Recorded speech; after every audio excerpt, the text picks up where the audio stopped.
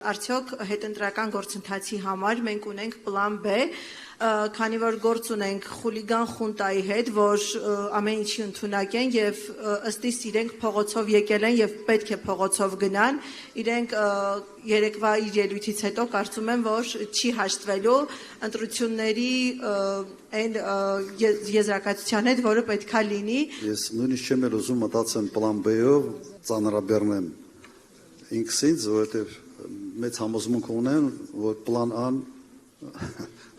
հաջողություն է ունենալու։ Մենք 21 թվականի փորձը այնուամենայնիվ ունենք։ Եթե հանձնաժողովի անդամը,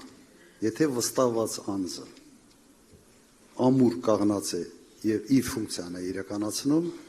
կոնկրետ տեղամասում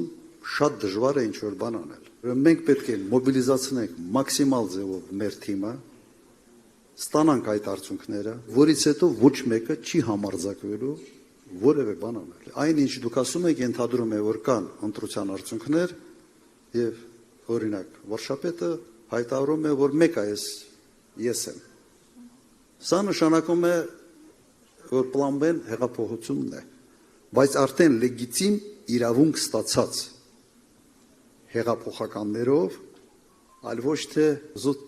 փողոցի մարդկանցով։ Ինձ հասկացաք, ամենից կարևորը ստանալ այդ մանդատը ժողովրդից, ստանալ այդ քվեն ժողովրդից։ Եթե այդ քվեն լինի, ոչ մեկը չի համարձակվելու ասել, որ չէ, ես մեկը աթոռս չեմ թողնում։ Այդ աթոռի տերը իրենք չեն, աթոռի տերը դուք եք։ Լավատեսությամբ պետք է լծվենք, նաև պատրաստ լինենք պլան B-ի, բայց մեր հույսը դնենք պլան A-ի վրա։